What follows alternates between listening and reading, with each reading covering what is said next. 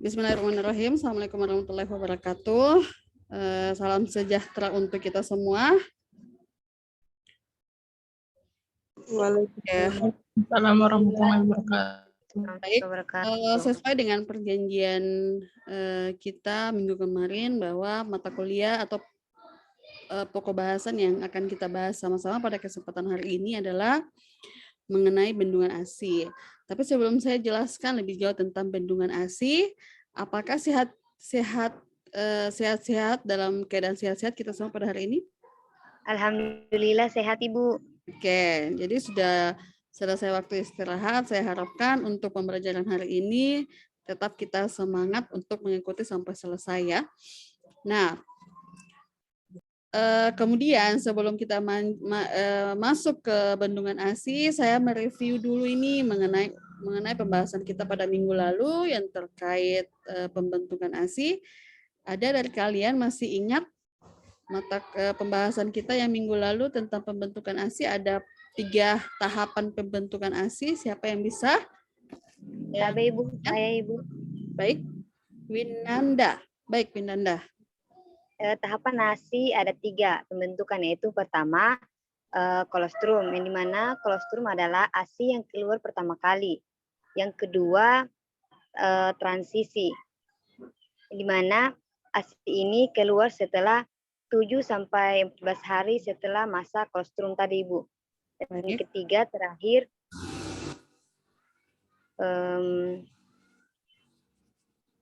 asimatur, yaitu ASI yang disebut sebagai jenis air susu ibu yang matang. Oke. Itu saja Ibu. Oke, baik, bagus sekali ya dari saudari adik teman kita yang sudah menjawab. Mungkin dari adik-adik sekalian ada yang mau menambahkan lagi? Atau ada yang punya persepsi lain? Atau mungkin dari adik-adik ada yang sudah banyak membaca tentang pembentukan ASI?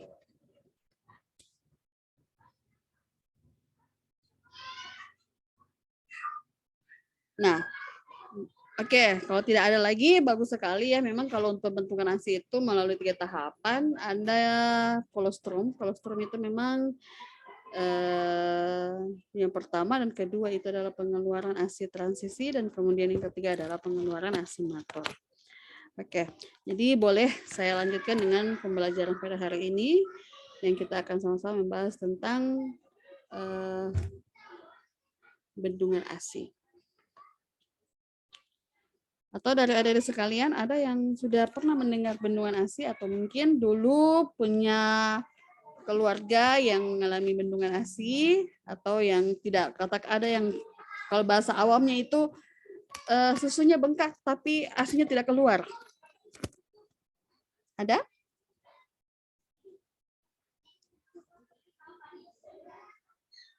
Ada yang sudah pernah mendengar atau ada sudah pernah melihat? Belum ya? Tapi Ibu, saya kemarin itu waktu kakak saya Ibu melahirkan, tapi susunya bengkak tapi tidak ada ASInya. Nah, oke.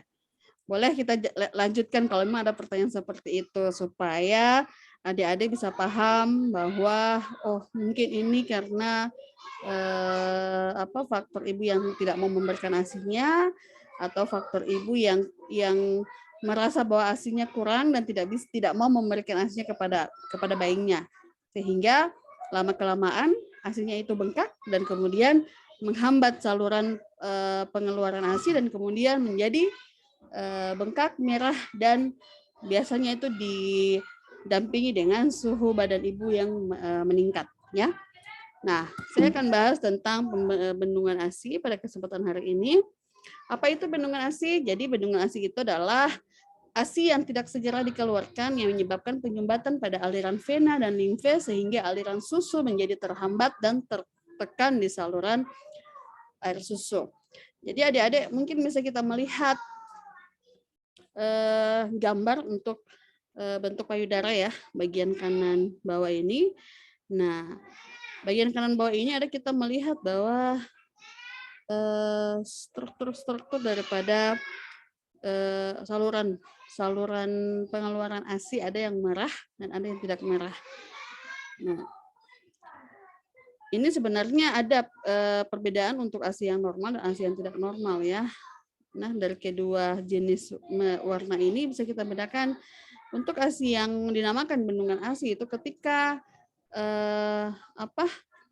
ASI itu tidak mampu keluar. Padahal kalau misalkan kita melihat ibu menyusui kan memang secara fisiologis itu ibu menyusui itu mempunyai ASI.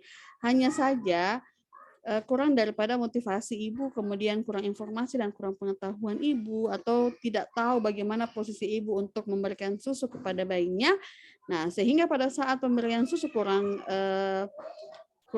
tepat, nah bisa terjadi pengeluaran ASI yang tidak sempurna. Nah, sehingga pada saat pengeluaran ASI yang tidak sempurna itu dia akan lama-kelamaan yang tadinya itu masih berukuran normal, kemudian dia akan sedikit membengkak dan akan berpengaruh terhadap aliran vena dan aliran limfe sehingga bisa terjadi penyumbatan pada saluran ASI. Ya, jadi kalau bendungan ASI itu memang kita lihat ciri-cirinya itu ASI payudaranya itu bengkak. Nah, kemudian kadang dia memberikan tapi kayak masih rasa sakit dan masih merasa full payudaranya. Nah, kemudian dibarengi lagi dengan suhu badannya yang agak meningkat, mungkin demam sedikit tapi tidak terlalu demam. Ya, jadi kalau solusi untuk bendungan ASI itu adalah memang kita perhatikan itu harus yang pertama kita harus perhatikan bahwa posisi ibu dalam menyusui. Karena posisi ibu itu faktor pertama untuk bagaimana secara secara baik untuk pengeluaran ASI ketika ibu tersebut menyusui. Oke, lanjut kita lihat ya untuk data. Nah, data WHO dan data ASEAN ini saya melihat untuk angka ibu yang mengalami bendungan ASI. Jadi sini untuk 2013 itu jumlah yang mengalami bendungan ASI itu berkisar, ini data WHO ya, yang kita lihat ini yang tulisan yang warna hitam, data yang hitam ini adalah data daripada WHO. Kemudian kita lihat daripada angka yang berwarna-warni ini adalah data yang berdasarkan ASEAN. Nah, berdasarkan WHO itu pada tahun 2013, ibu yang mengalami bendungan ASI itu ada berjumlah 8.242. Lumayan banyak kan? Nah, kemudian di data ASEAN pada tahun 2013 ibu yang mengalami bendungan ASI itu ada sekitar 107,654. Nah, di sini peningkatan terjadi penurunan pada tahun 2014. 2014 itu berkisar 7.198 dan kemudian data ASEAN-nya itu berkisar 76,543.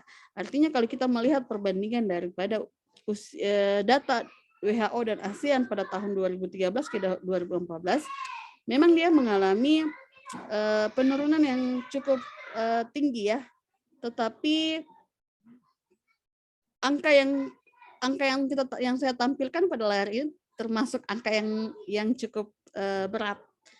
Nah, sehingga bisa disimpulkan bahwa dari tahun 2013 ke 2014 ini belum secara sempurna penurunan bendungan ASI pada ibu postpartum.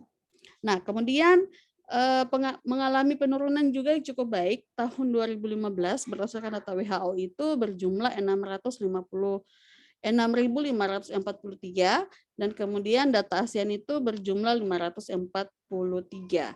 Jadi lumayan daripada tiga tahun ini 2013 hingga 2015 mengalami penurunan hingga akan tetapi kita melihat penurunannya belum terlalu sempurna yang sesuai dengan kita inginkan bersama. Ya. Nah, ini menjadi satu PR sebenarnya bagi kita para bidan, bagaimana nanti kita menjadi seorang bidan kita bisa berperan untuk mementingkan pemberian ASI eksklusif sampai dengan usia bayi itu 2 tahun. Dengan cara apa? Selalu kita memberikan edukasi atau kita memberikan penyuluhan terkait posisi ibu menyusui yang baik dan benar. Karena itu dengan posisi kemudian edukasi tentang pemberian ASI itu secara tidak langsung sangat membantu ibu untuk melakukan pemberian ASI yang cukup baik pada bayinya, sehingga tidak terjadi hal-hal yang tidak kita inginkan bersama. Oke, saya lanjutkan. Nah, bisa kita lihat di sini penyebab tersumbatnya ASI memang banyak ya, faktor penyebab tersumbatnya ASI. Yang pertama itu karena kebanyakan mungkin faktor psikologis. Nah, ketika ibu, apalagi ibu yang premia atau ibu yang baru pertama melahirkan dan kemudian yang baru mempunyai pengalaman menyusui, nah perubahan fisik dan psikis itu sangat berpengaruh terhadap pengeluaran ASI, di mana perubahan fisik ketika kita merasa bahwa dulunya sebelum kita menikah atau sebelumnya kita hamil itu berat badan mungkin ya, berat badan itu berkisar 60 misalnya. Kemudian ketika kita melahirkan kok naiknya itu sampai 80, itu merupakan perubahan fisik yang sangat sangat signifikan. Nah, ini sangat berpengaruh tentang kepercayaan dirinya seorang ibu, ya. Kemudian psikis. Nah, psikis ini juga sangat penting untuk kita bagaimana bisa sebagai tenaga kesehatan atau sebagai bidan bagaimana kita bisa membantu ibu-ibu dalam kondisi seperti ini supaya ibu-ibu tetap percaya diri dan bahagia untuk menghadapi masa-masa nifasnya.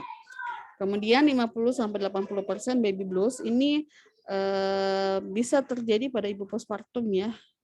Ketika ibu postpartum itu dia tidak mempunyai pengetahuan atau kurang dukungan daripada keluarga dan ekonomi keluarga, atau banyak masalah ketika dia mengalami persalinan dan kemudian masuk dalam masa nifas ini, ya ujung-ujungnya akan terjadi seperti ini. Apalagi kalau keluarga dan suami atau teman dekat tidak memberikan dukungan pada ibu postpartum. Nah, kemudian 20% ini mengalami cemas. Kadang ibu postpartum itu kalau cemasnya itu seperti ini. Kadang kita berpikir bahwa dia akan berpikir bahwa ini adalah tanggung jawab baru untuk dia, untuk sebagai ibu yang memiliki anak pertama, ini merupakan tanggung jawab baru, sehingga muncul pertanyaan dalam benaknya itu, bagaimana saya akan membesarkan bayi saya, apa yang saya akan berikan kepada bayi saya supaya bayi saya ini sehat. Nah, seperti itu. Jadi 20% tinggi untuk kecemasan pada ibu postpartum. Kemudian 10 dari 40% depresi postpartum. Depresi postpartum ini juga cukup sulit ketika si ibu ini tidak menerima kondisinya atau menerima bayinya ya. Jadi sehingga bisa terjadi depresi postpartum, dan ini adalah faktor-faktor yang bisa menyebabkan tersumbatnya ASI. Oke, saya lanjut. Nah, gejala bendungan ASI yang pertama itu payudara tanpa kemerahan, dia akan memerah, kemudian agak keras nanti pada saat kita meraba, kemudian sedikit nyeri kalau kita menekan. Kemudian yang kedua, muncul benjolan keras yang terasa sakit saat disentuh. Nah, ketika kita merasa terjadi bendungan ASI itu ketika ada perabaan atau kita melakukan palpasi pada ibu yang bendungan ASI, pasti kita akan merasa bahwa ada sedikit kayak benjolan, tapi tidak benjolan yang keras. Kemudian pada saat kita sentuh itu akan sedikit rasa sakit pada daerah payudara. Dan kemudian yang ketiga adalah payudara terasa bengkak dan panas, kemudian akan membaik setelah menyusui bayinya.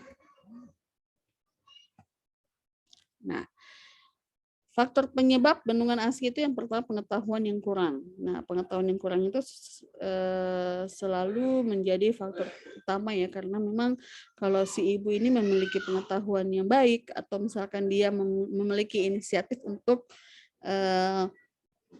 lebih banyak mencari tahu informasi atau lebih banyak membaca terkait daripada pemberian ASI yang baik dan tepat, itu tentu saja akan membantu atau akan menghindar daripada bendungan ASI ya. Jadi memang kalau ibu-ibu nifas atau mungkin pada saat hamil trimester ketiga itu pada saat dia akan memulai masuk dalam masa tahapan persalinan itu mungkin kita akan banyak berikan informasi terkait daripada pemberian ASI, di antaranya itu adalah teknik menyusui yang baik dan benar.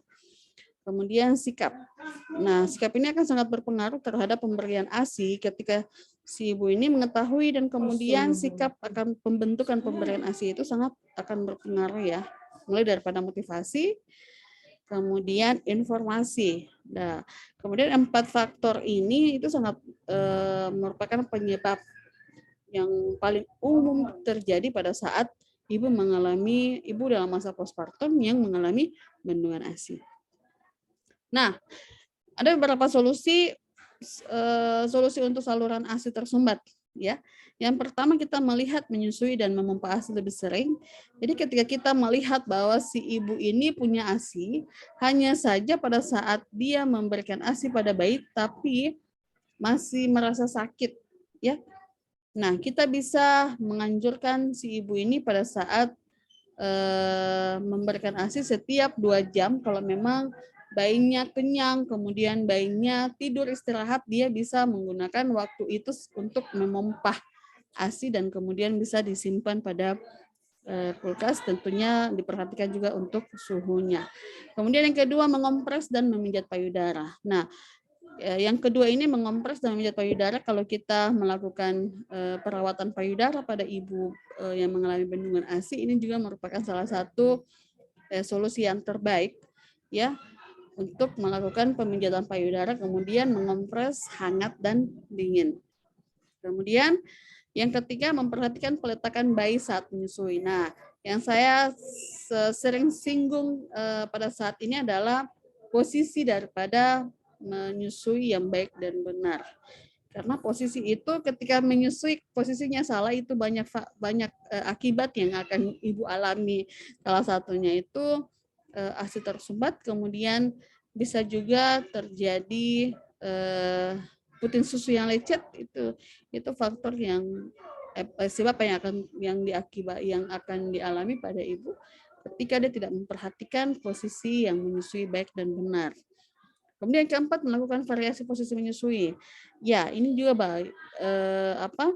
bagus ya untuk melakukan variasi. Jadi bukan hanya kita terus-menerus kita berikan pada ASI bagian kanan, tapi ketika 2 jam pertama kita berikan pada ASI kanan, usahakan pada 2 jam kemudian kita harus berikan juga pada ASI pada posisi payudara yang kiri, sehingga kedua payudara dia memiliki ukuran yang sama, tidak besar sebelah, tidak kecil juga sebelah ya.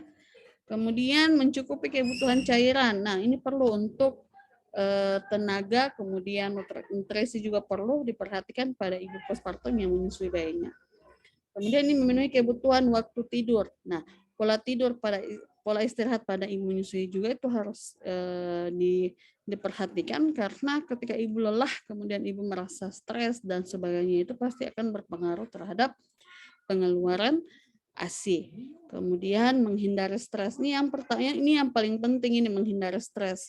Ketika si ibu postpartum itu mengalami stres, otomatis dia akan mengganggu pada sistem hormon, di mana ada 2 hormon yang sangat berperan penting pada saat pengeluaran ASI, yaitu yang pertama kolostrum. Bukan kolostrum, prolaktin.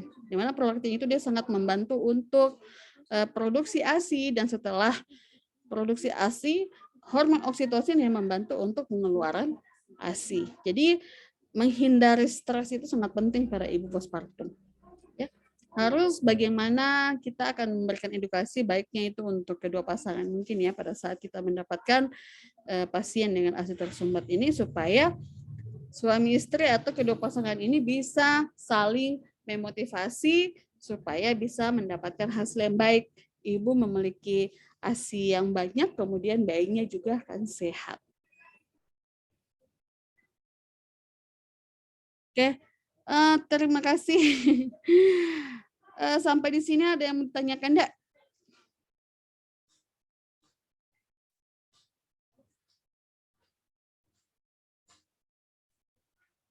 Halo?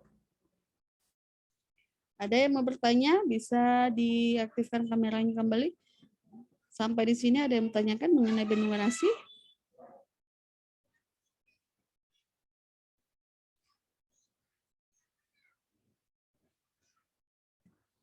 Tidak, Atau Ibu. saya terlalu cepat atau bagaimana? Tidak, Ibu, sudah pas, Ibu. Oke, baik. Ada yang bertanyakan, Dek? Jadi Ya. memang kalau kita bahas tentang ASI ya, baik sekali untuk kita ketahui tentang ASI karena selain kita menjadi perempuan, kita juga kedepannya juga akan menjadi seorang ibu yang mana mempunyai cita-cita yang sama untuk selalu atau ingin memberikan ASI eksklusif pada bayinya. Jadi memang sedini mungkin ya, selain kita menjadi seorang bidan, memang sedini mungkin kita harus banyak mengetahui tentang bagaimana baiknya posisi pada saat menyusui, kemudian bagaimana supaya usaha kita untuk banyak produksi ASI-nya seperti itu. Ada yang ditanyakan? Saya sangat senang sekali kalau ada yang bertanya.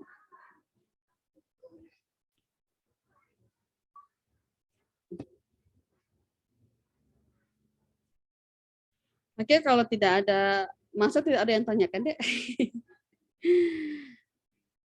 Jadi memang kalau untuk ASI itu banyak juga sebenarnya alternatif yang lain yang bisa kita berikan pada ibu postpartum yang mana mengalami ASI kurang, kemudian bendungan ASI, itu banyak alternatif dengan banyak melakukan relaksasi, kemudian banyak kita memberikan terapi menggunakan aromaterapi juga, itu sangat penting untuk si ibu postpartum dapatkan karena rileks, kemudian perasaan bahagia secara tidak langsung dia akan meningkatkan hormon endorfin, hormon bahagia.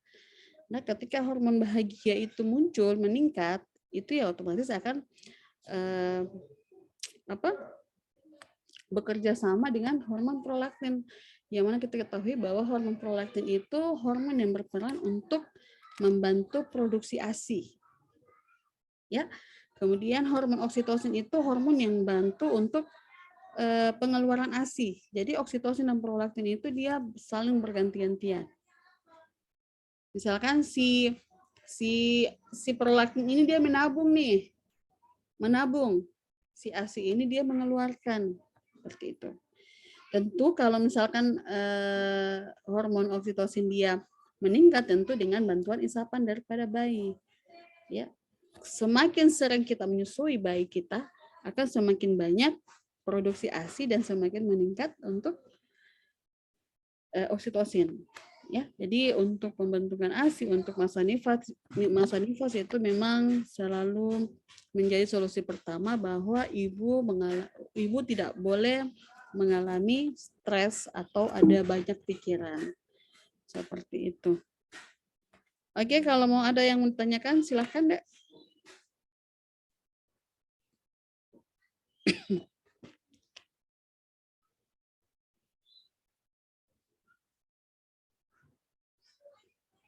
Oke, kalau tidak ada yang menanyakan, mungkin sampai di sini sudah dipahami, Dek? Iya, Ibu. Paham, Ibu. Oke, baik. Kalau tidak ada yang menanyakan, saya mungkin akan bertanya. Boleh saya tanya?